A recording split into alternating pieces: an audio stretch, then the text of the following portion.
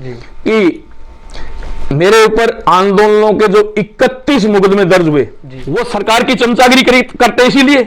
तो ये मामला गोलमाल होकर के ऐसे रहा। छत्री तो वही है असली क्षत्रिय जो सर्व समाज की रक्षा करे, बहन बेटियों की रक्षा करे, गाय की रक्षा करे। हमारे भाई टिंकू ने यहाँ उसको चांटा चढ़ा था, थप्पड़ मारा था टिंकू ने।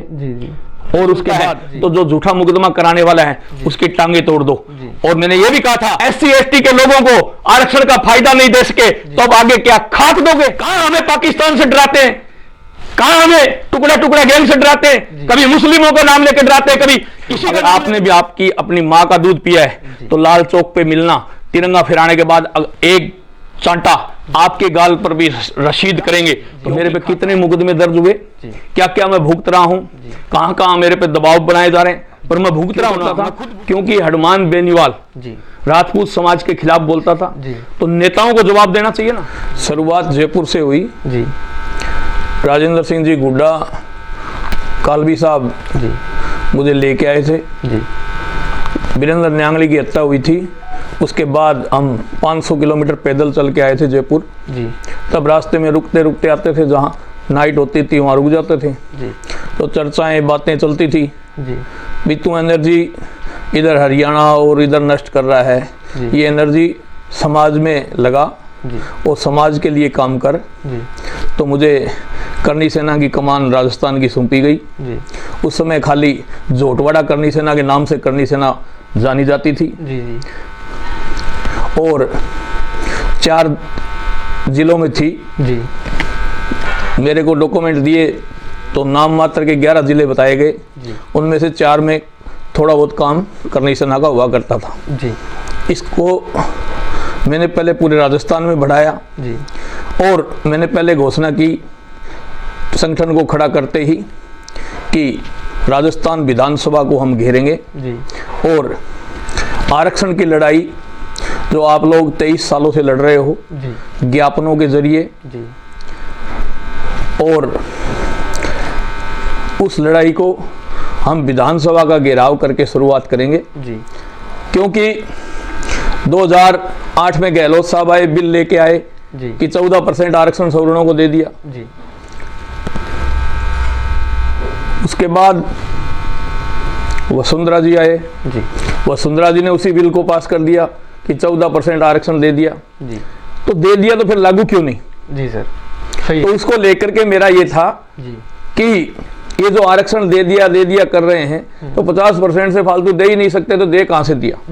तो मैंने कहा हम आर्थिक आधार पे आरक्षण की मांग रखेंगे और उस मांग को मैं राजस्थान से पूरे भारत में लेके गया, आपने देखा होगा। और उस विधानसभा घेराव की मैंने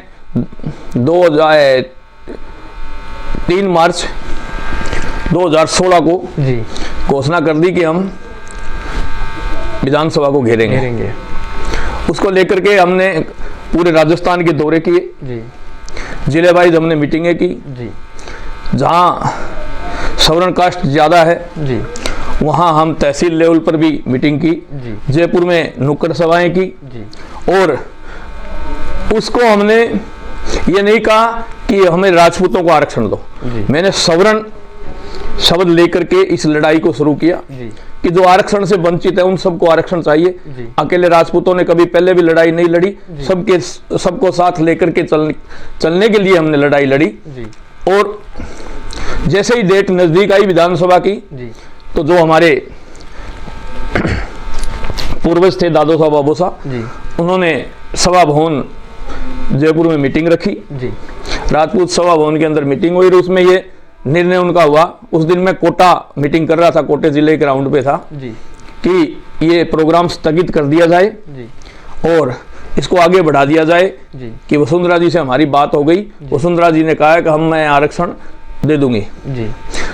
तब मैं कोटा से जयपुर आया और आकर के ये बातचीत की तो मैंने मना कर दिया। मैंने कहा विधानसभा का घेराव तो करेंगे, अगर वसुंधरा जी आरक्षण लागू करते तो 14% का बिल पास करके आगे फिर लागू करवाते केंद्र को। हाँ, मैंने कहा विधानसभा को तो घेरेंगे। ये वसुंधरा जी ने कह दिया मैं ये आंदोलन स्थगित कर दो जी। तो उनके कहने से थोड़ी स्थगित होगा। जी। उन्होंने थोड़ी कहा था हमें कि आप आंदोलन खड़ा करो, विधानसभा घेरो। हमें इस समाज के युवाओं की जो पीड़ा थी उसको समझ करके हमने विधानसभा को घेरने का निर्णय किया था। जी। तो मैंने कहा कि समाज में पहले से जो छोटी मोटी ऊंच नीच नोक झोंक होती रहती है, सभी समाजों में होती है। 2003 में आपको पता है राजपूतों ने अमरूदों के बाग से बिछड़े हुए, 2015 में मैंने आके उनको बिठाया है। 12 साल कोई मूवमेंट नहीं, कोई एक जगह नहीं बैठे, एक जाजम पर नहीं, एक झंडे के नीचे नहीं। तो 12 साल क्यों समाज के खराब किए उन्होंने? अब लोग बुद्धिजीवी हैं तो फिर 12 साल क्यों खराब किए? 2015 में मैंने इकट्ठा किया, 16 में मैंने विधानसभा घेराव की घोषणा की। तो मैंने कहा घेरा जाएगा तब कि मेरे ऊपर आंदोलनों के जो 31 मुकदमे दर्ज हुए उनमें से एक रेप का मुकदमा भी दर्ज हुआ और 7 घंटे के अंदर 164 के बयान करवाए गए। रेप की 0 FIR करी गई और इसको कैसे भी करके कुचल दो। और फरमान जारी किया गया कि सुखदेव सिंह पर मुकदमा दर्ज हो गया इसलिए करनी सेना से निकाला जा रहा है। अरे करनी सेना से कहां निकाल रहे हो आप और किसको निकाल? किसी पदाधिकारी पर मुकदमा दर्ज हो जाए तो उसकी मदद करनी चाहिए या ये कहें कि इसको हम बाहर निकाल रहे हैं चाहिए? उनको हकीकत ओरिजिनलिटी जाननी चाहिए। तो ये मुकदमा कैसे दर्ज हुआ तय तक जाना चाहिए और सरकार के खिलाफ खड़ा होना चाहिए। तो वो तो सरकार के नुमाइंदे थे। आपने एक मंत्रियों जो राजस्थान सरकार के जितने भी मंत्री थे वो एक गोल मेज टेबल पर बैठे थे, उनका वीडियो आपने सुना होगा। वो कह रहे थे या टॉप क्लास यहां से मैनेज जाकर के होते हैं, वहां जाकर के पीछे हट जाते हैं। वो वीडियो सुना होगा आपने। फिर वहां एक नेताजी बोलते हैं, एक मंत्री जी, अरे इस गोगा मेडी का क्या करें? बोले इसको तो अंदर फेंको, अंदर डालो इसको। क्यों? मैं समाज का नहीं, मेरे को तो अंदर डालो और उनको गले लगाओ। क्यों? वो सरकार की चमचागिरी करते इसीलिए। तो ये मामला गोलमाल होकर के ऐसे रहा। फिर सभी लोगों ने, मैं एक भी दिन जेल नहीं गया। वो रेप का मुकदमा था वो भी हाईकोर्ट ने झूठा साबित हुआ और सबको अग्रिम जमानतें दी। उसके बाद सभी लोगों ने, मैंने कहा यार बढ़ने दो, ये तो ऐसे समाज की जो ये दलदल है ये तो बहुत गंदी राजनीति कर रहे हैं। ये समाज सेवा या समाज हित नहीं है, ये तो दलदल है और इसमें तो जो पैर रखेगा वो दलदल में धंसता ही जाएगा।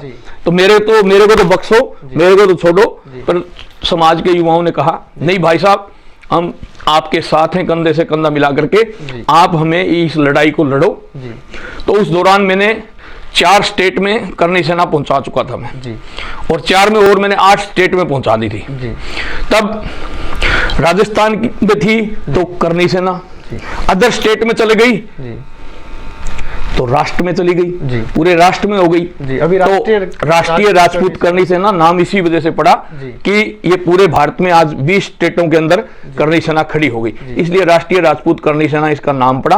और आप देख रहे हो 4 साल के अंदर जो मुद्दों के हम लेकर के चले, हम लड़े, चाहे आनंद पाल का मामला हो, चाहे शामराव का मामला हो, चाहे सिक्कर बहन बेटी का मामला हो, चाहे थानागाजी में मेघवाल समाज की बेटी का मामला हो, चाहे तारानगर में कुम्हार की बेटी का मामला हो, चाहे भादरा में मेघवाल की बेटी का मामला हो, चाहे हनुमानगढ़ के शैला वाले में जाट की बेटी का मामला हो, जहां भी अन्याय अत्याचार होते हैं, जहां शासन प्रशासन नहीं सुनता, वहां करनी सेना जाती है और उन मुद्दों को बाखूबी इंजाम तक पहुंचाती है। लेके चल रहे हैं कि हमने बहुत सरकार के आगे हाथ जोड़े।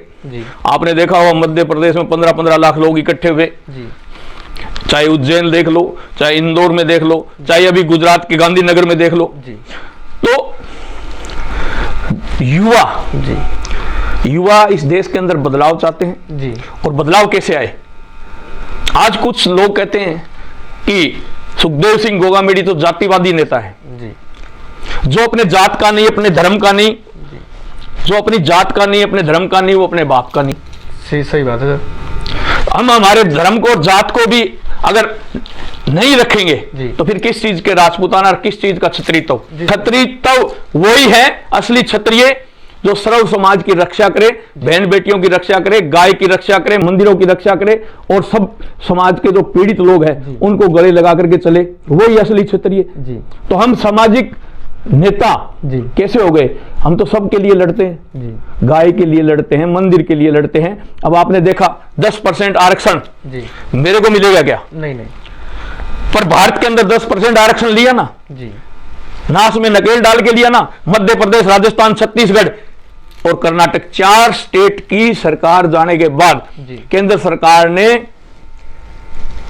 यह सोचने पर मजबूर हो गई, केंद्र सरकार की जो CBCID, IB उनकी रिपोर्टें गई कि ये सवर्ण समाज की अनदेखी का कारण बीजेपी की हार है। तो ये आर्थिक आधार पे मैं मामला लेके चला, तो मुझे तो कहते थे ये तो सिरफिरा है, पागल है, आर्थिक आधार पे तो आरक्षण जिंदगी में नहीं मिल सकता। तो फिर अब कैसे मिल गया? 10% मिल गया ना। उसके बाद हमने विधानसभा, अभी पीछे चला था 70, उसमें एक विधानसभा 70 में 2 बार विधानसभा घेरने का रिकॉर्ड भी हमारे पास है। हमने घेरी ना, तो विसंगतियां थी, गहलोत साहब ने हटाई ना, जमीन मकान प्लाट की जितनी भी थी हटाई ना उन्होंने, दी। उसके बाद हमने गहलोत साहब को सम्मानित किया ना। तो हम किसी का दिया हुआ उधार नहीं रखते, हमने जाकर के CM हाउस उनको सम्मानित किया, धन्यवाद दिया।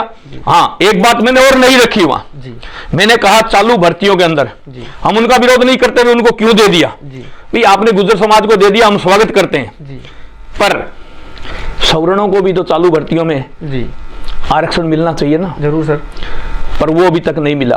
उसकी मांग हमने गहलोत साहब को लेटर भी लिखा है और हमारी जारी है। तो चालू भर्तियों में भी आरक्षण के लिए हम लड़ रहे हैं, हमारे इतिहास को बचाने के लिए। करनी सेना हर टाइम खड़ी रहती है। माँ पद्मावती के लिए आपने देखा होगा, पूरे भारत में मूवमेंट को मैं लेके गया। हमारे भाई टिंकू ने यहाँ उसको चांटा चढ़ा था, थप्पड़ मारा था टिंकू ने। और उसके बाद दूसरे दिन सभा भवन में मीटिंग हुई, वो उसका मैं चर्चा नहीं करना चाहता उस बात की, पर उसके बाद मैंने इस मूवमेंट को पूरे भारत में लेके गया, उसका नाम भी चेंज करवाया, इस फिल्म में 26 कट भी लगवाए। बिल्कुल करवाया सर। इसके बाद राजपूताना में, हिंदुत्व में वो फिल्म बनी है। नहीं तो उसमें तो अलाउद्दीन खिलची की महिमा मंडल था जी, वो सब सीन हटवाए गए। हाँ, और एक और बता दूं, महाराष्ट्र के अंदर अब शिवसेना की सरकार भी है, पहले भी शिवसेना की सरकार रही है, चाहे कितनी भी वहां मजबूत शिवसेना रही होगी, आज तक भारत के अंदर कोई भी संगठन सेंसर बोर्ड का घेराव नहीं कर सका। राष्ट्रीय राजपूत करनी सेना ने सेंसर बोर्ड का भी घेराव करके दिखाया।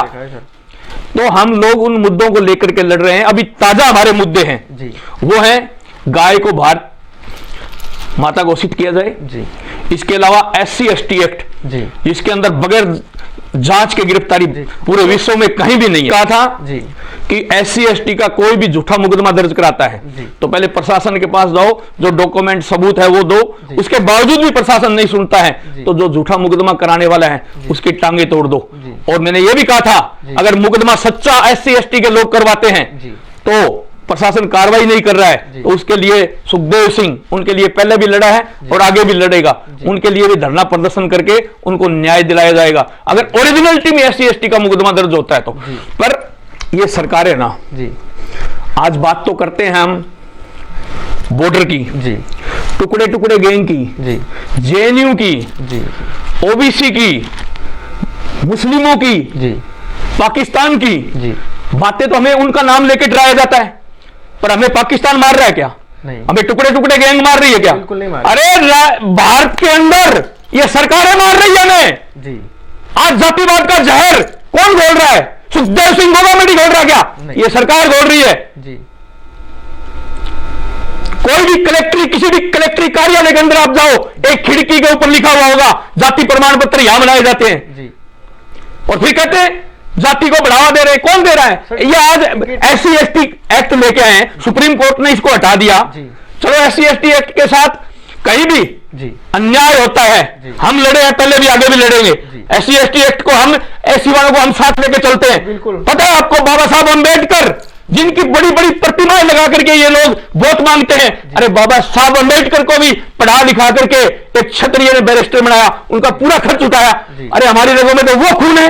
हम SC/ST एक्ट वालों को इस देश से भगाना थोड़ी चाहते हैं। आज कुछ SC/ST के दलाल हैं चुनिंदा दलाल है जिनको आईएसआई से फंडिंग हो रही है, इससे सरकार को जांच करानी चाहिए ना। इसकी भी जांच सुखदेव सिंह करवाएगा।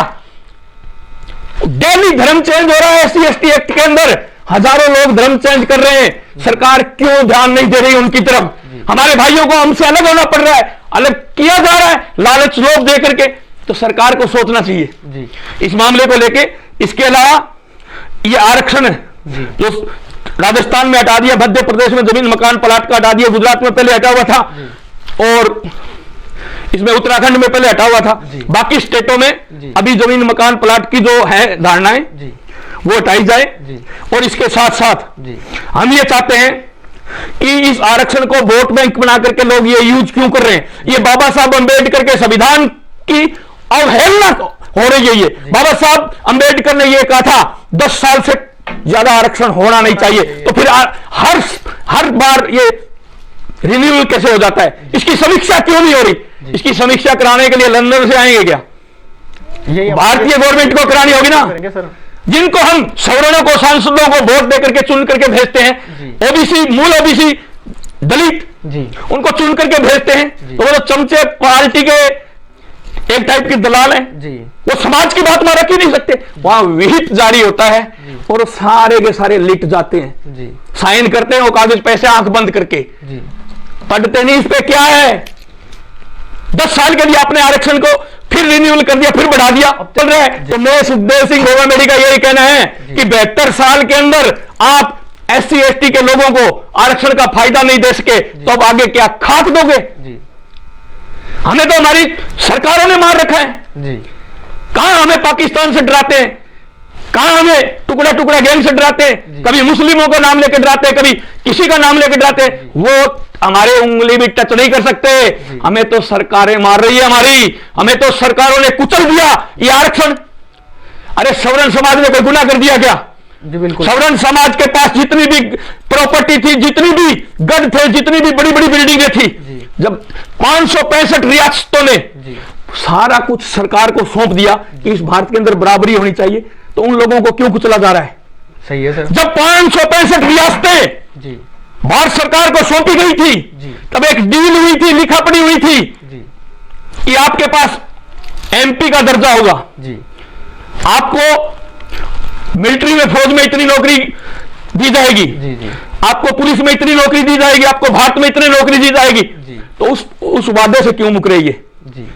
आज जितनी भी जमीनें हमारी ली थी, जितनी भी प्रॉपर्टियां बड़ी बड़ी हमारी ली थी, वो वापस दे दो ना समाज को। कौन आरक्षण मांगता है? तो देश में समानता लाने के लिए मैं कोई राज परिवार से नहीं हूं, पर जो हमारे पूर्वज थे जिन्होंने 565 रियासतें सरकार को सौंप दी, तो इस देश के अंदर बराबरी और भारत के अंदर लाने के लिए सौंपी, तो फिर ये आरक्षण हमारे ऊपर क्यों थोपा? ये जातिवाद की जहर किसने घोला? जातिवादी हमें कौन बना रहा है? भाई से भाई को लड़ाने का काम कौन कर रहा है? आज SC ST के लोग मेरे साथ नहीं रहते क्या? हम रहते हैं। मैंने BSP से चुनाव लड़ा है, तो मैं समझता नहीं उनकी पीड़ा, उनका दुख दर्द। मैं सुखदेव सिंह गोवामेडी ये चाहता है, ये सुखदेव सिंह गोवामेडी के आंकड़े नहीं, भारत सरकार के आंकड़े हैं कि आज भी 78% SC ST के लोग BPL रेखा से नीचे जी रहे हैं।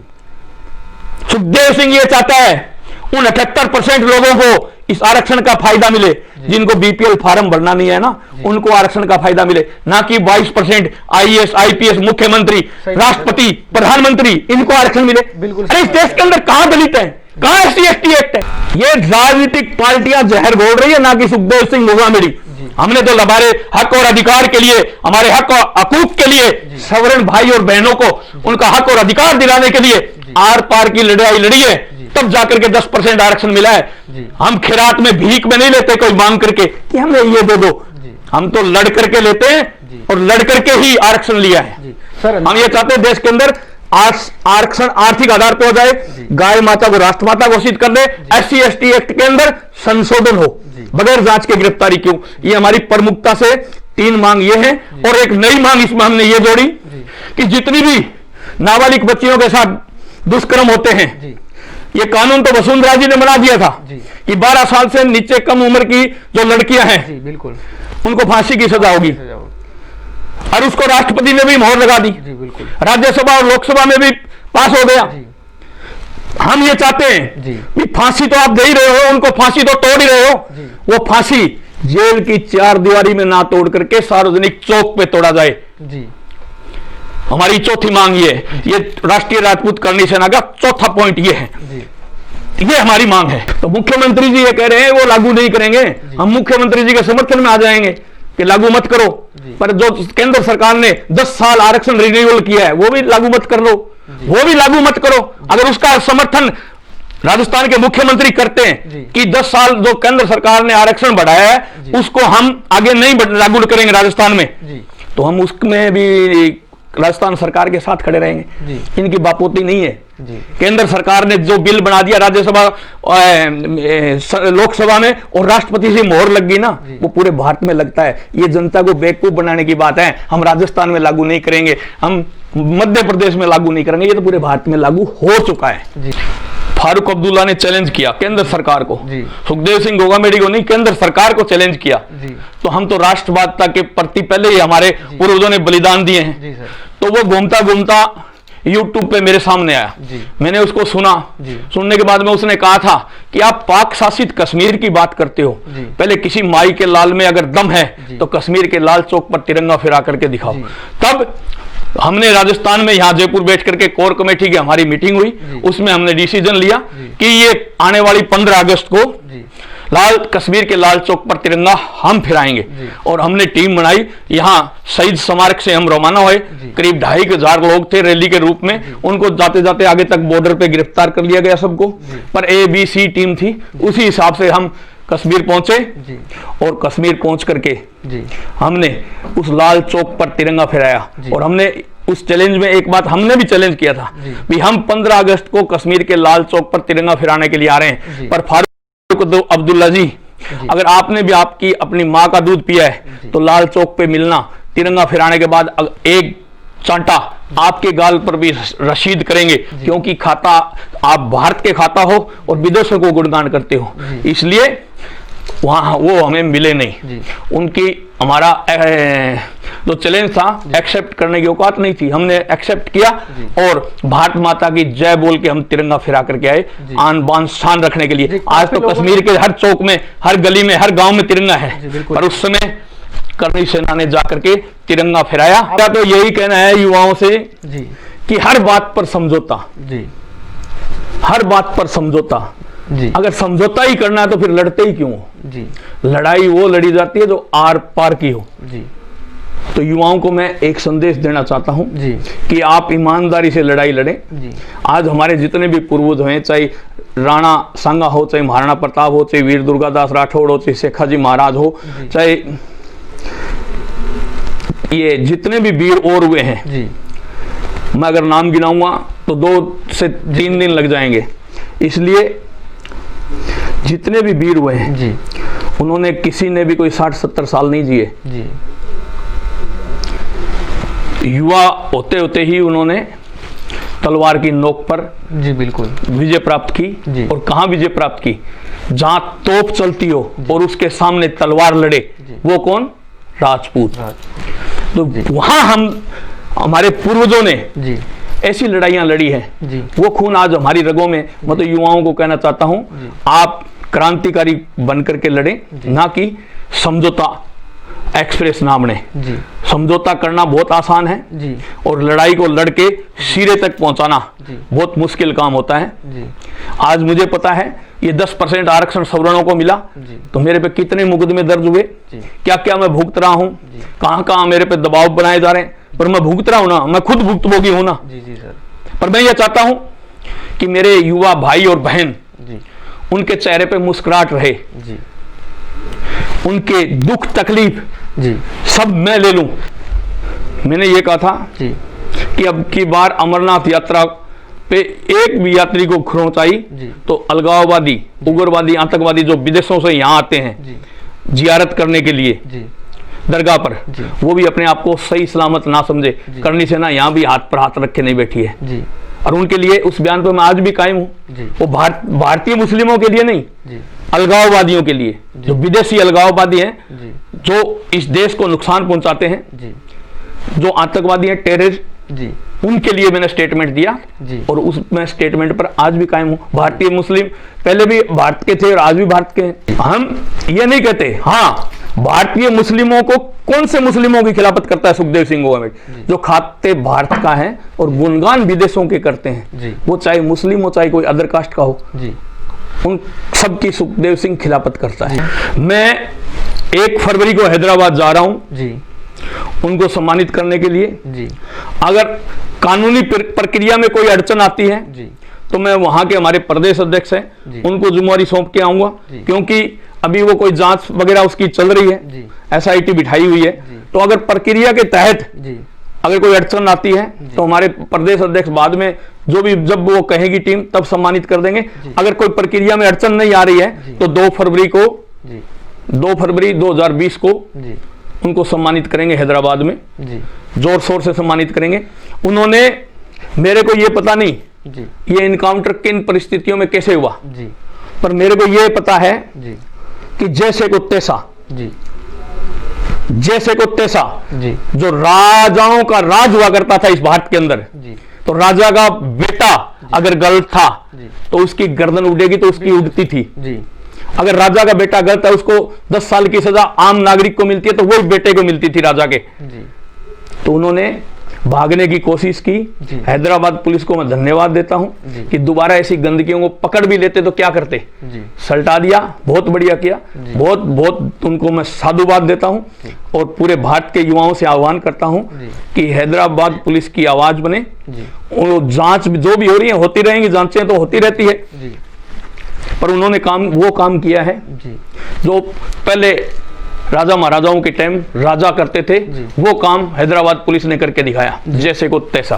36 कौम को साथ लेकर के बात सुखदेव सिंह गवर्नमेंट तो करता ही करता है, पर ये नेता है ना, ये 36 कौम की बात करके वोट बटोरने का काम करते हैं। मैं पहले 35 कौम की बात करता था। क्यों करता था? क्योंकि हनुमान बेनीवाल राजपूत समाज के खिलाफ बोलता था, तो नेताओं को जवाब देना चाहिए ना। जो नेतागिरी हनुमान बेनीवाल करते हैं, जो नेता हैं राजनीतिक पार्टियों को, उनको जवाब देना चाहिए। वो जवाब उसको देते नहीं थे, तो सुखदेव सिंह गोगामेडी टारगेट बनता था। वो राजपूत समाज के, कभी कहता था मूर्तियां तोड़ दो, कभी कहता था बेवड़ों की मूर्ति लग गई, कभी कहता था ये गढ़ हटा दो, कभी वो हटा दो, तो उसको जवाब सुखदेव सिंह गोगामेडी देता था। तो मैं जवाब तो हनुमान बेनीवाल को देता था, और उसके गुर्गे उनको सोशल मीडिया पर और पे ऐसे फैलाते थे कि लो भाई सुखदेव सिंह ने पूरे जाट समाज को गाली दे दी।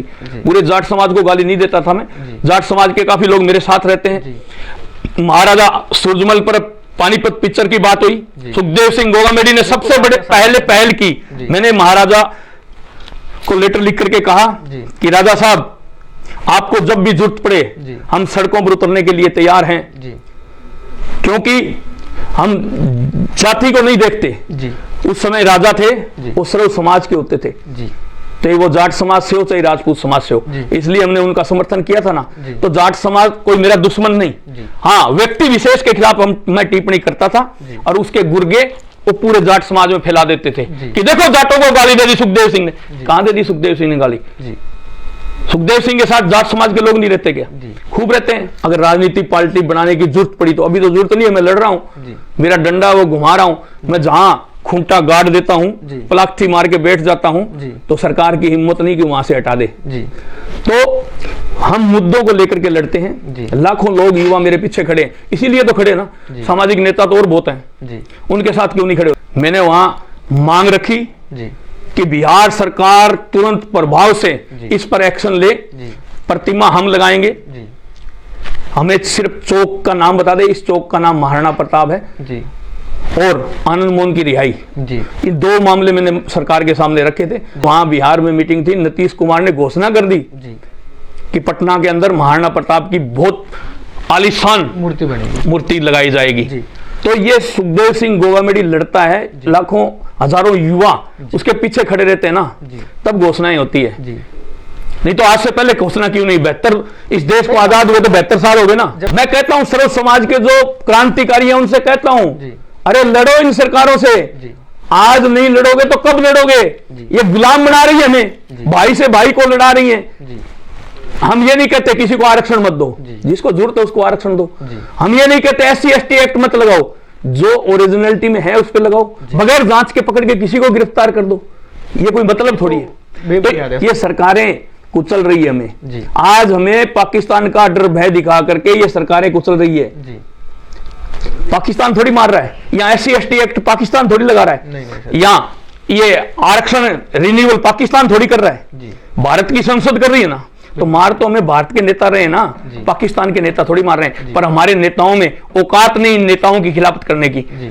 दूसरों की रक्षा हम कर सकते हैं जब हम भीड़ के अंदर होते हैं, लाखों लोगों के अंदर होते हैं, तो संबोधित करते हैं या लाखों लोगों की बात सुनते हैं, उस समय खुद का ध्यान नहीं रहता। मेरे पर पहले भी 2 दफा कातिलाना हमले हो चुके हैं, उसमें पुलिस कांस्टेबल को भी गोली लगी है, मेरे अंकल जी को भी गोली लगी थी, मुझे मेरे कपड़ों के अंदर बेज भी निकले हैं, पर चमड़ी में एक भी गोली नहीं लगी, मां भवानी का आशीर्वाद है। तो ये तो आकस्मिक जो हमले होते हैं उनकी रक्षा के लिए ये कमांडोज मेरे साथ रहते हैं। बाकी दूसरों की सुरक्षा की बात होती है, जहां रक्षा की बात होती है वहां हम जाते हैं। अब भीड़ भाड़ के एरिया में होते हैं तब खुद की रक्षा नहीं होती।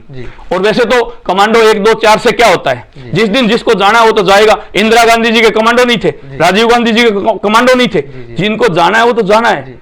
पर थोड़ा सा ये हो जाता है भी उनकी मेरी नजर उस समय जनता में होती है, तो कोई पीछे से हो और हो, तो ये तो इसलिए साथ रखते हैं। बाकी राजपूताना के लिए, हिंदुत्व के लिए, भारत के लिए, राष्ट्रवादिता के लिए, जब कश्मीर में सुखदेव सिंह झंडा लहराने के लिए गया था ना, तो कमांडो साथ लेके नहीं गया था, अकेला ही गया था, सिर पर केसरिया बांध करके।